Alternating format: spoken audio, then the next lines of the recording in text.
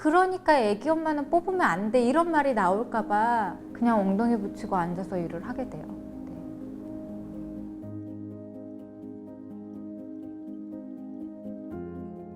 기혼 여성의 44.6%, 2명 중 1명이 임신 출산으로 경력 단절을 겪게 되는 우리나라.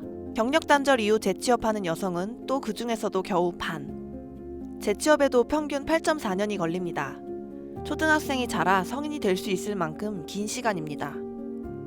두 아이의 엄마인 지선 씨도 경력 단절 이후 재취업하는데 무려 10년이 걸렸습니다.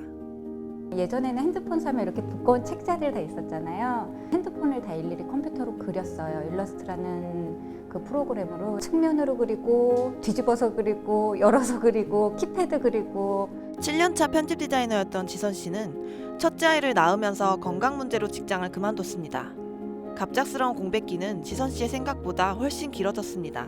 연년생으로 동생이 생기고 막 이러면서 제가 생각했던 것보다 너무 갭이 많이 커졌어요. 둘째는 정말로 낯을 너무 많이 가렸어요.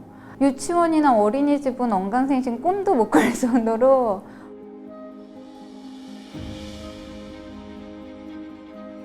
20대 때가 훨씬 쉬웠어요. 여기는 이게 좋네, 여기는 이게 좋네, 이렇게 고를 수 있었고, 그러니까 취직한다는 게 어렵다고 생각해 본 적이 없었어요. 재취업, 그러니까 결혼하고 출산하고 취직을 할 때는 이력서를 넣어도 연락이 오는 것도 없었고, 불러주신다고 해도 아이들은 어떻게 케어할 건지를 굉장히 많이 물어보시더라고요. 두 아이가 초등학교에 입학하면서 재취업을 준비했지만 쉽지 않았습니다. 오래 쉬기도 했지만 아이가 초등학생이란 사실이 문제였습니다. 들여다 봐주시거나 이러실 수 있는데 정말로 아빠도 그런 게 안 되는 날은 스스로 알아서 잘해요라는 대답밖에는 모범 답안이 없는 거예요. 근데 아무리 스스로 알아서 잘하는 아이도 초등학생은 아직 초등학생이거든요. 겨우 들어간 직장에서 지선 씨는 매일 마음을 졸였습니다. 아이들이 학교에서 돌아오면 봐줄 곳이 없었습니다.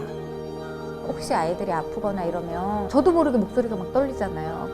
그러면 가봐 이래요 다들. 근데 못 가요. 그러니까 애기 엄마는 뽑으면 안 돼 이런 말이 나올까 봐 이 뒤통수가 따가워서 그냥 아이들에게는 너무 미안하지만 그냥 엉덩이 붙이고 앉아서 일을 하게 돼요. 그럴 때는 정말로 회사를 계속 다녀야 되나?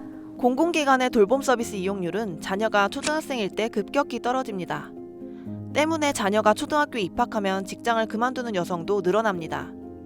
영유아 시기를 무사히 보낸 뒤 또는 지선 씨처럼 어렵게 재취업을 한 뒤 자녀가 초등학교에 입학하면서 또다시 경력 단절의 위기에 놓이는 겁니다. 지선 씨가 이런 걱정 없이 근무하게 된 건 1년도 채 되지 않았습니다. 몇 달 전부터 학교가 끝나면 곧바로 집 근처 다함께 돌봄센터에 가는 지선 씨 아이들. 센터 선생님의 지도 아래 수업을 듣고 간식도 먹습니다. 수업이 없는 날에도 센터 도서관에서 공부를 하며 지선 씨 부부의 퇴근을 기다립니다.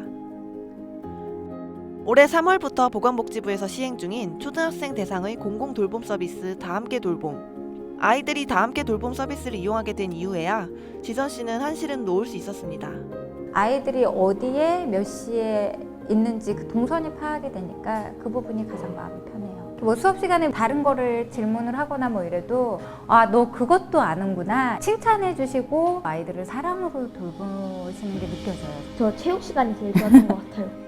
저는 요리 시간. 선생님들이 계속 옆에서 그렇게 관심을 가져주시는 것 자체가 좋았고, 제가 다시 회사에 취직했던 한 2년 전, 그러니까 어릴 때 이런 시설이 있었다면 내가 더 안심하고 편안하게 직장생활을 할 수 있었겠다라는 생각이 많이 들고, 이 정책이 2년 전만 있었더라도 정말 좋았겠다는 지선 씨의 목소리.